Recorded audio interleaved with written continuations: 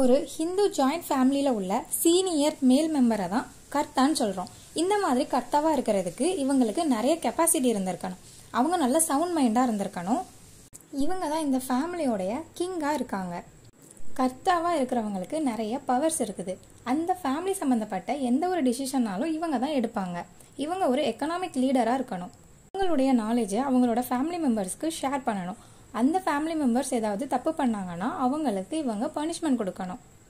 If இந்த கர்த்தாவாக இருக்கவங்க இவங்க டியூட்டிஸை சரியாக பண்ணாமல் ஃபெயில் பண்ணுறாங்க அப்படின்னா, லைக் அவங்க ட்ரங்கர்டாக அன்சவுண்ட் மைண்டாக இருக்காங்கன்னா, இவங்களுக்கு நெக்ஸ்ட்டு யார் சீனியர் மேல் மெம்பராக இருக்காங்களோ அவங்க கர்த்தாவாக வருவாங்க. கார்டியன் எப்போவுமே கர்த்தாவாக வரமாட்டாங்க. ஆஃப்டர் அந்த கர்த்தாவோட டெத்துக்கு அப்புறம் அவங்களுடைய எல்டர் சன் தான் கர்த்தாவாக வருவாங்க. அந்த ஃபேமிலியோட ஷேரை டிவைட் பண்ணுறதுக்கு முன்னாடி வாங்குற லோன் எல்லாத்துக்குமே அந்த ஃபேமிலி மெம்பர்ஸ் தான் பொறுப்பு.